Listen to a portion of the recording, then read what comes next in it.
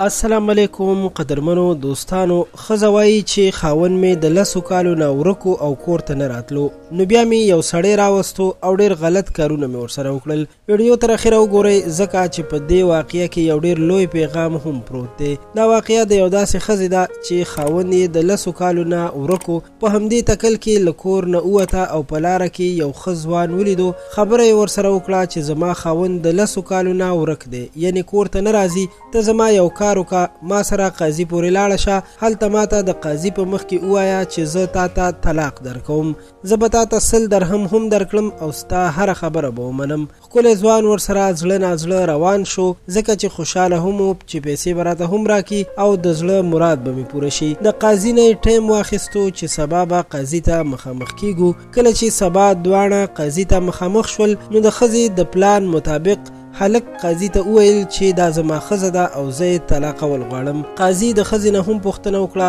ښځې جواب ورکړو چې که ما سره خاوند وخت نشي تیرولی، بالکل دې طلاق راکړي. د هغې نه پس د دوی دواړو طلاق ومنل شو. دې وخت کې ښځې وویل چې قاضي صاحب، د تیرو 10 کالونو نه زما دا خاوند په بل ملک و او ما په ډېرو مشکلاتو ګزاره کړې ده، خرچ مې هم کړی دی او د خلکو نه مې قرض پیسې هم راخیستې دي. زما هغه پیسې باید زما خاوند راکړي، ځکه د 10 کالو په دوران کې ما ته هیڅ خرچ او خوراک زما خاوند نه دی رالیږلی او اوس چې دا راغی نو زه یې طلاق کړم. قاضي چې دا خبرې واورېدې نو ځوان دی مخ ور واړو چې ښځه سمه خبره کوي. ورته یې وویل چې ته به 15,000 درهم د خرچ او خوراک خپلې ښځې ته ورکړې. هلک ډېر پریشان شو او هیڅ یې هم ونه ویل، ځکه فکر یې کولو که اوس ووایم نو امکان شته چې زه د ټول عمر لپاره د پراټ په کیس کې بند شم او جیل ته لاړ شم.